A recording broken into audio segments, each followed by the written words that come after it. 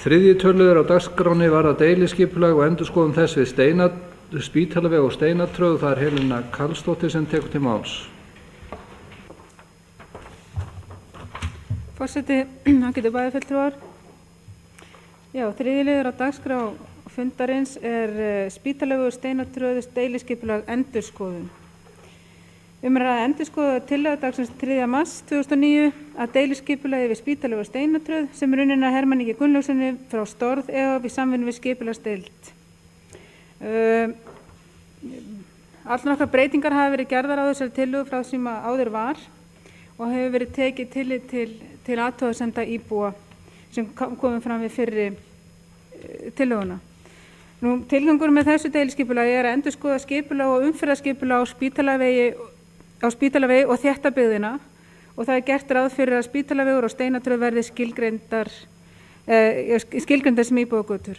Það sem hefur breyst frá síðustu tillögu er að Tónatröðin fellur alveg niður. Fyrirhuguð bílastæði og bílageymslur sem vera áttu í brekkunni vestamegin í Tónatröðinni, það er fellt út, sem og 2 lóðir efst á brúninu við lóð sjúkrahússins.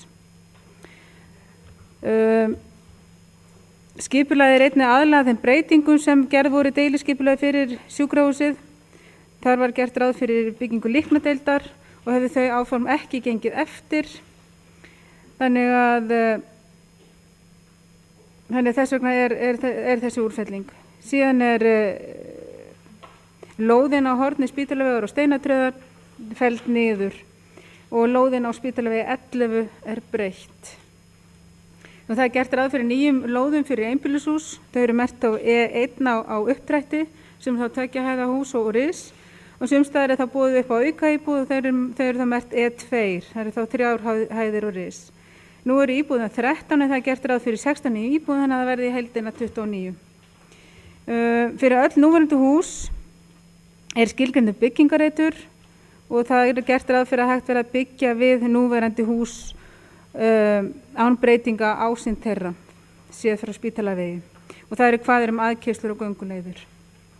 Og það er varðandi umferðarskipulagið þá er Spítalavegurinn skilgreindur sem einstefnugata til suðurs frá Steinatröð og niður að Lækjargötu. Spítalavegurinn verður áfram með tvístefnu frá Steinatröð norður að Eyrarlandsvegi. Að austanverðu verður uppbakkaður göngustígur til að bæta öryggi og afmarka götu og göngustíga. En neyðarbílnum verður hins vegar heimilt að aka í báðar áttir og þarna verður 30 km hámarkshraði. Og liður 4, þá að ræða húsakönnun sem unnin er af Hjörleifi Stefánsinni, arkitekt og Hönnu Rósu Sveinsdóttur frá Minjasafninu. En skipulagsstjóri hefur lagt til að þessi húsakönnun yrði gerð samhliða breytingu á deiliskipulaginu. Þessi húsakönnun sem að þið hafi fengið í hendurnar er einstaklega viðamikil og vel gerð og ég vil fagna þessu framtaki að gerð hafi verið húsakönnun leið. Þetta er mikið rit, stútfullt af fróðleik, þannig að ég held að það hefur verið vel til fundið og komið að góðum nótum við framtíðaruppbyggingu á svæðinu.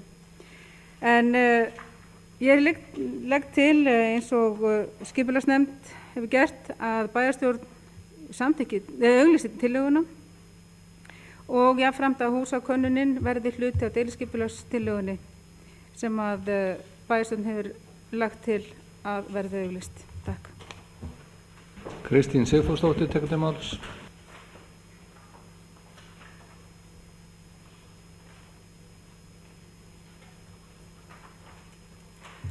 Forseti, ágætu bæjarfulltrúar, það er gaman að sjá þessa fallegu vinnu sem hefur verið lögð í af þeim Hönnu Rósu og Hjörleifi og það er gaman að fást við að halda áfram að varðveita húsin í þeirri mynd sem þau eru og halda upprunalegri mynd sem víðast. Mér finnst ennþá nokkuð þétt skipað þarna ofan við Spítalaveginn í Steinatröð. Ég er alltaf hrædd við hornið þar sem byggt er upp að sjúkrahúsinu og finnst að þar verði að gæta sérstaklega að hús að verði ekki byggt of hátt. Og ég veit að það verður sjálfst allstaðar tekið tillit til þess hvernig þetta mótast í brekkunni hverju sinni. En ég held að það væri skoðandi, það væri athugandi á þessum stað, hvort það ekki væri hægt að taka frá byggingareiti og taka það bara og jafnvel hafa alla byggingareitina, jafnvel fyrir gömul hús. Hvort það væri hægt að flytja vangahúsið þarf að taka og losna við, einhvers staðar þurfum að hafa þau. Og ég sæði alveg fyrir mér að við getum komið haganlega og smekklega fyrir í brekkunni, þannig að væri steyptir grunnar og neðri hæð og bílastæði og bílskúra þess vegna, en þá væri sett ofan á það einhver af þessum gömlu húsum sem þarf að víkja í skipulagi. Og var að veltaði fyrir mér einmitt þegar maður horfði á þessar fallegu brekkur og þessar fallegu myndir, hvort að við værum búin að móta okkur eitthvað skipulag fyrir hús sem við ætlum fyrir þau sem þurfa að víkja. Þau eru væntanlega einhver á Eyrinni og það gerði heldur ekkert til þó við ættum einhverja reiti þar sem við gætum komið slíkum húsum fyrir. Alltaf er nú skemmtilegast að búa í þeim. En maður sér þegar maður horfir á innbæinn hvað er búið að gera þar ákaflega haganlega nýjar byggingar á bak við gömlu húsin og gera það þannig að það sé hægt að búa upp á nútíman í þessum húsum. En þessi brekka er nefnilega bara afar sérstök og tilheyrir auðvitað gömlu byggðinni. En það er líka sagt að það megi byggja ný gömul hús. En ég held að væri bara jafnvel athugandi þegar verður farið í deiliskipulagið, hvort það er ekki einmitt núna alveg bara á kannski næstu 10-20 árum sem stendur til að fjarlægja gömul hús á brekkunni eða Eyrinni. En mér líst annars þokkalega vel á þetta hún að tekið breytingum frá upphafi, en mér finnst þetta ennþá vera of þétt. Það er bara mín skoðun. Takk fyrir. Orðið laust þriðja tölulið. Jóhannes Bjarnason tekur til máls.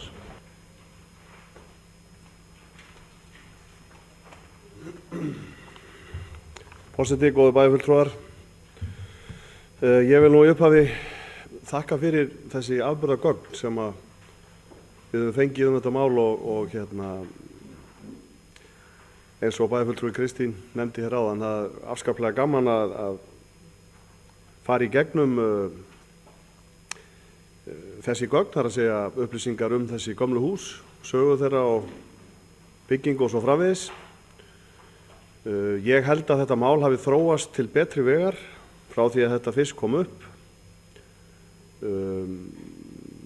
Ég er afar þakklátur íbúunum á svæðinu fyrir þeirra aðkomu í þessu máli, ábendingum og hugmyndum sem ég held að hafi gert það verkum að það var breytt upphaflegu markmiðum mikið, bæði með fjölda húsa og í raun og veru hvernig þessu átti að vera fyrir komið.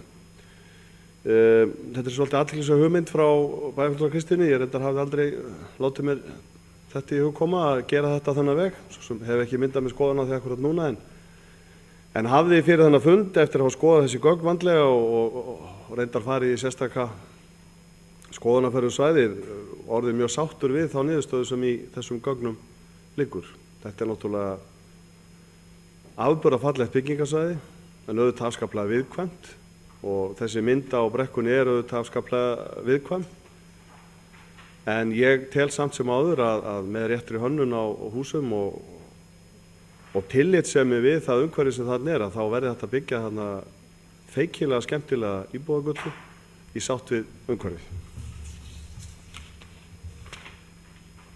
Bæjarstjóri tekur til máls. Forseti, ágætu bæjarfulltrúar, ég vil eins og aðri ítreka þakkir fyrir þessa húsakönnu sem er afar skemmtilegt og gagnmerkt plagg, svo ekki sem meira sagt.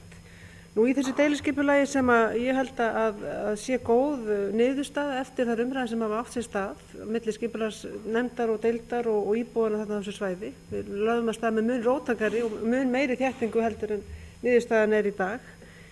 Og eftir ágæta íbúafundi hér, allavegna 2, var þetta niðurstaðan og ég held að þetta sé bara til fyrirmyndar. En hér á blaðsíðu 14 í deiliskipulaginu er kveðið á húsagerð að þetta skuli vera annars vegar 2 hæðir og ris og hins vegar 3 hæðir og ris. Og síðan finnst mér líka ástæða til þess að vekja athygli bæjarfulltrúa á blaðsíðu 45 í húsakönnuninni, þar sem að höfundar leggja til að fari verði svo leið sem að skipulagsnefnd Akureyrar lagði til í greinargerð sinni með þessu deiliskipulag frá 1986, fyrsta deiliskipulag sem gert var þarna. En þar var lagt til að efna til samkeppni meðal arkitekta þær húsagerðir sem hendi við þær aðstæður sem hér eru.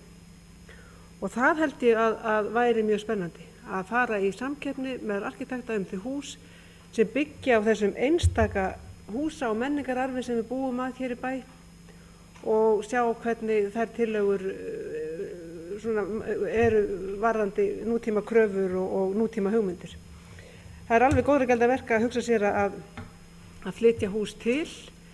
Eyrin er hverfi sem býður okkar að gera upp og ég efast ekki það að þegar að vera farið svona af krafti í það hjá íbúum bæjarins að hún muni svona svolítið lifna við.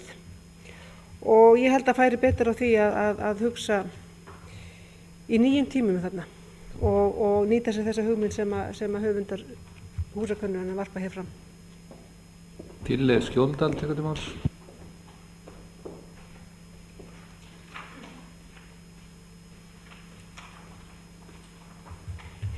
Forseti, ágætu bæjarfulltrúar. Ég vil taka undir það sem hér hefur verið sagt að þessi greinargerð sem fylgdi með þessu og þessi könnun öllsumun á þessi húsakönnun var skemmtileg og gott að eiga. En ég styð það sem að Kristín var að segja. Það er nefnilega svolítið gott fyrir okkur. Ég kannski ekki endilega að segja að við þurfum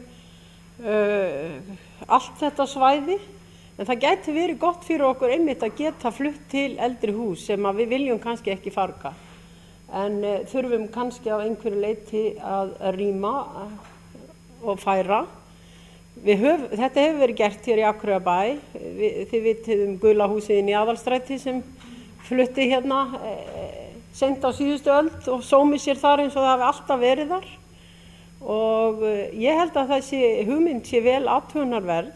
Einnig styðja það alveg sem bæjarstjóri segir að húsin, mér finnst þetta svolítið stór og klossaleg hús, svona meðan við teikninguna, meðan við þessi litlu hús sem eru þarna mörg fyrir kring, en það eru samt önnur náttúrulega stór og stæðilega þarna líka í Spítalaveginu.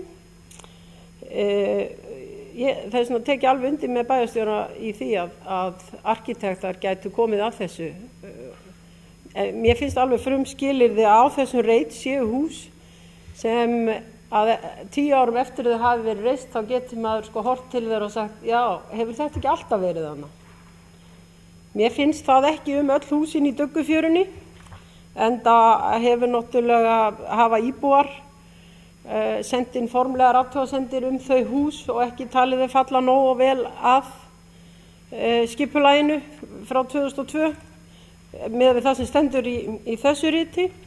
Þannig að ég held að á þessum reit að þá þurfum við að fara afskaplega varlega.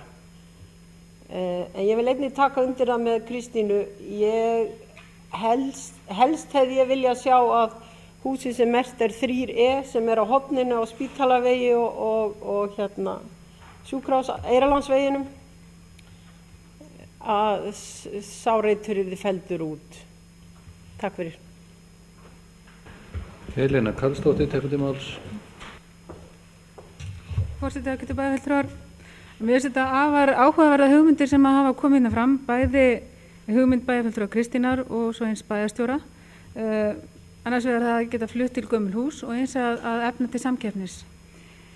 Það er náttúrulega gert ráð fyrir að svipmótið þarna verði miðað við þau hús sem þarna eru, en það segir hérna í húsakönnuninni á blaðsíðu 45 með leyfi forseta: við skipulagningu framtíðarbyggðar er mikilvægt að leita leiða til að móta byggðin í heild sinni með tillit til svipmóts gömlu húsana og með virðingu fyrir heildar yfirbragði landslagsins. Mótun nýrrar byggðar á þessu svæði þarf að taka mið af stærð gömlu húsana, lögun þeirra, byggingarefni og legu í landslaginu.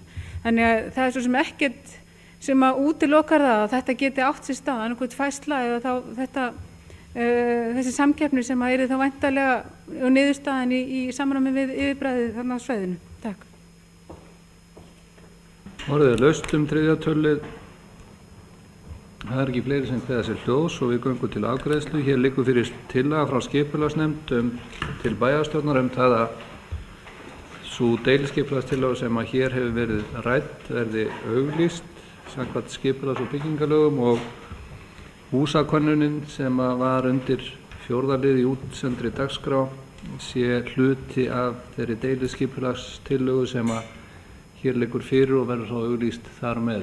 Ég bið þá bæjarfulltrúa sem staðfesta tillögu skipulagsnefndar að gefa merki. Hún er samþykkt með 11 samhljóða atkvæðum.